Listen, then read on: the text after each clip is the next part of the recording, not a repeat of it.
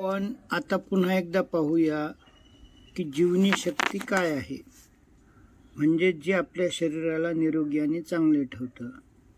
तर पुन्हा एकदा चिंतन करूया की हे जे ईश्वरी माया आहे, हिचा आपण जर व्यवस्थित अभ्यास केला तर आपल्या असं लक्षात येईल की दगड माती यांच्यामध्ये की आपल्याला असं संवेदना किंवा जीवशक्ती डायरेक्ट दिसत नाही. मात्र ज्या वनस्पती आहेत त्याच्यामध्ये थोडीशी संवेदनशीलता असते, पण त्या वनस्पती एका जागेवरच्या दुसरीकडे हलू शकत नाही. यानंतर जे पशुपक्षी आहेत यांच्यामध्ये सुद्धा जीवनी शक्ती असतं आणि काही अंशी ते एकीकडून दुसरीकडे जाऊ शकतात, मात्र ते इतरांना साक्षर करू शकत नाही.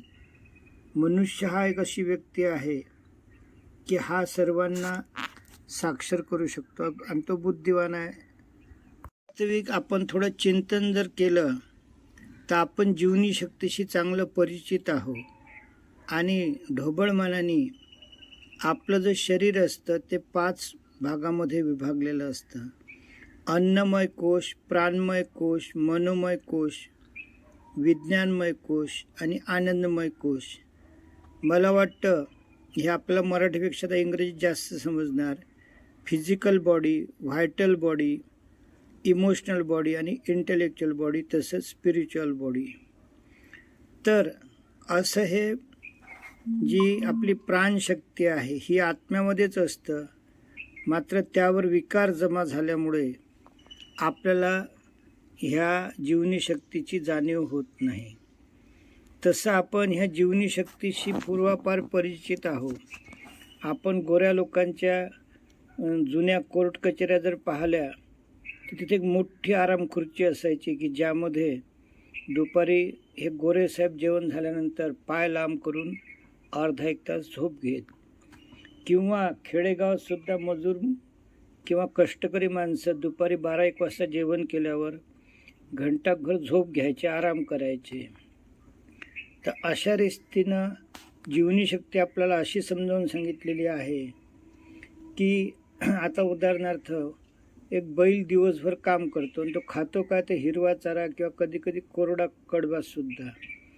आणि मग त्याचं जर तुम्ही कॅल्क्युलेशन त्यांनी केलेल्या शक्तीशी लावलं कॅलरीसोबत तर ते काही जुळत नाही.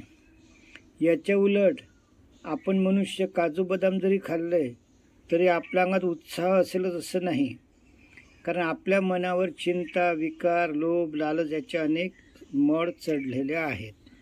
ईश्वर म्हणतो की या पृथ्वीवरील जे जीव आहेत त्यांच्यामध्ये मी वैश्वानर या नावाने असतो आणि हे जे जीव आहेत हे जे दिसेल ते खातात आणि पचन करून त्यापासून शक्ती मिळवतात. तर अशी ही जीवनी शक्ती जी आहे, जीवनी शक्तीचा आपण कॅलरी किंवा जेवणासोबत जर तुलना केली तर ती काही फार अशी जुळत नाही. कारण आता उदाहरणार्थ कोंबड्या ज्या आहेत फार तर अर्धक अंड साईजचे दाणे टिपून खात असतील, मात्र पूर्ण अंड देतात. म्हणजे मग आता हे एक्स्ट्रा हे कुठून आलं? किंवा मी एकदा व्यक्तिमत्व विकास वर्गात ऐकलं की हैदराबादला 10 ट्रक हे गोबी वगैरे असं भाजी मार्केटचा कचरा निघतो, तर तो बारीक म्हणजे दळून तिथं बदकांना टाकला जातो आणि दुसऱ्या दिवशी बदक त्याची अंडी देतात. म्हणजे ते बोलले की या म्हणजे भाजीच्या लगद्यापासून डायरेक्ट अंडे बनवता येत नाहीत, पण हे जे ईश्वररूपी जीव आहेत बदक, ते अंडे देतात. तर अशी ही जीवनी शक्ती.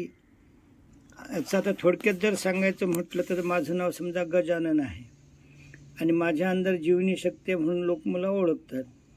माझा प्राण गेला तर जीवनी शक्ती संपून जातं आणि मग मला गजानन नावसुद्धा उरत नाही. बॉडी आली काय, बॉडी स्मशानला नेली काय, बॉडी जाळली काय. तर अशा या जीवनी शक्तीबद्दल आपण आता वेगवेगळे तर्कानं अभ्यास करूया.